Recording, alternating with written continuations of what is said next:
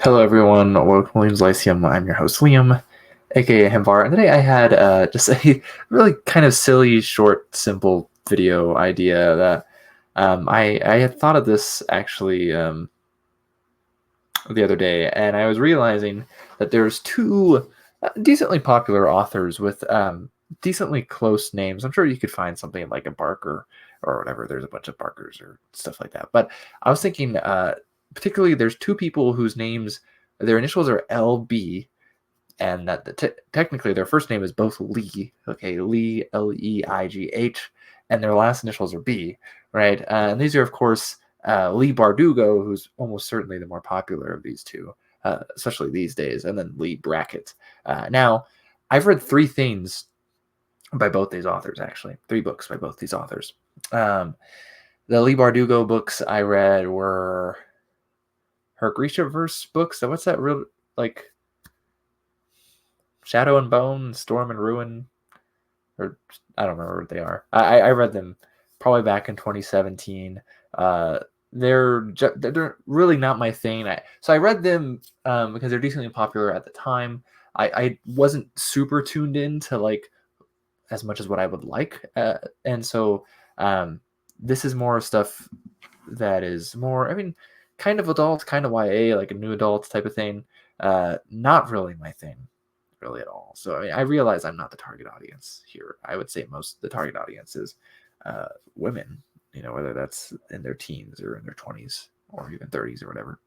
I remember the books thinking they were okay. I didn't really like the way they ended, and the way I don't understand how someone can have a crush on the bad guy. That just doesn't make any sense to me. And that's definitely a thing that's in this book. There's also one of those series where uh, I guess this is a spoiler, but it's one of those series where um, it's the main person loses their powers at the end of the book, right? They don't have their powers anymore, which a lot of people don't like that trope.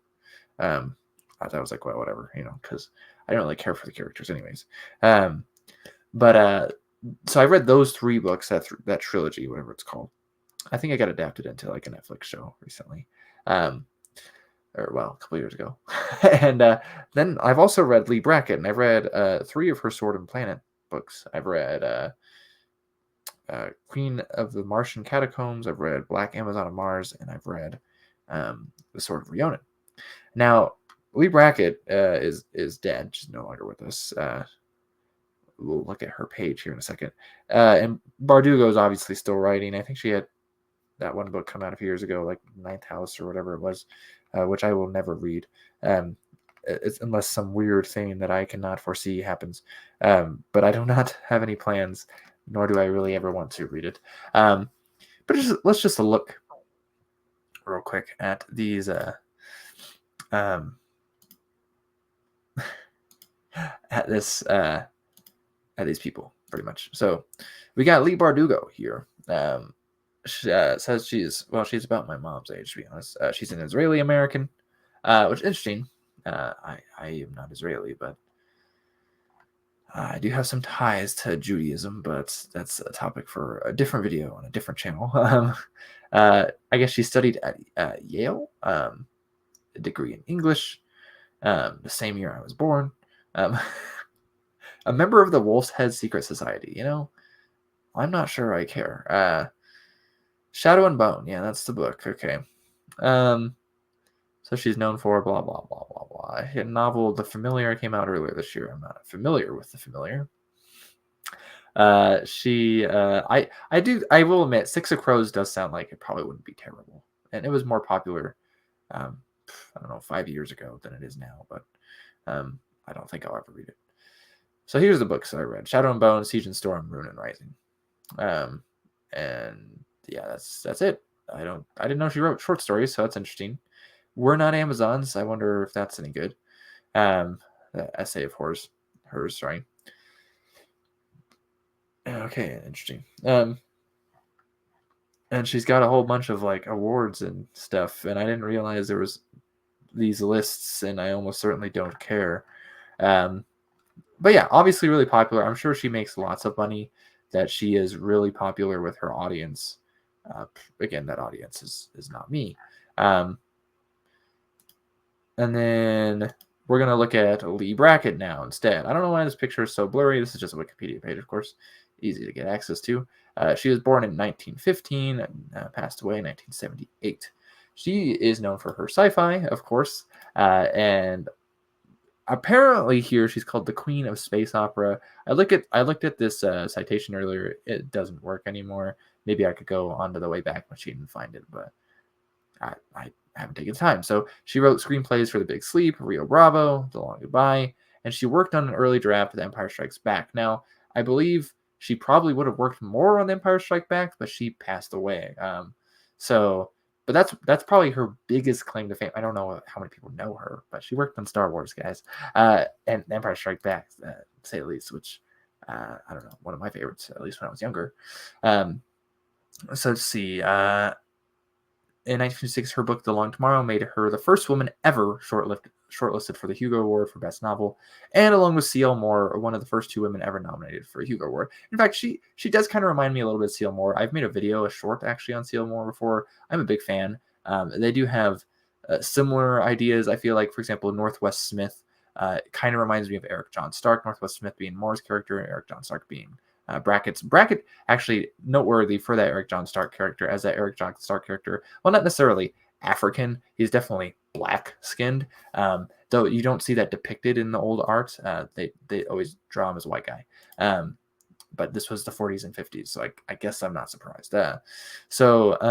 She did get a Retro Hugo Award for The Nemesis from Terra, which is Shadow over Mars from 1944. I haven't read that one. I'm not sure when she started writing, so let's see. Published in her mid-20s, science fiction story Martian Quest appeared in February 1940. Have I put her in? Yeah, that reminds me. And then Laura Leigh of the Red Mist. So I would also say you can read a lot of these stories for free. And you want to listen to it, you can go to LibriVox. Like, I know this one's on there. Hugh Stark. Anyways, Ray Bradbury is a close friend. Interesting. Okay, so she does this stuff here. Sword and Planet is more like John Carter of Mars type of sci-fi, science fantasy, maybe, if you wanted to call it that, kind of like Star Wars is, right? And so, I mean, she's definitely right. She did stuff in our solar system later, like the Skaith trilogy. She had to do it in a different solar system as times changed. It didn't want their sci-fi in our solar system anymore. Let's see. She married science fiction writer Edmund Hamilton. Ray Bradbury is best man, and Robert Heinlein was a longtime close friend of Brackett. She moved with Hamilton to Kinsman, Ohio. He passed away, I think, the year before her in Lancaster, California, from complication of kidney surgery, and she died of cancer the next year. And then you get a list of her works. Of course, this is back in the day where, I mean, a lot of these are short stories, but they're really not. Say, like Novelette, that's actually kind of long. Novella, she wrote a lot of novellas. It's kind of hard because Brackett actually didn't write a lot of really short stuff.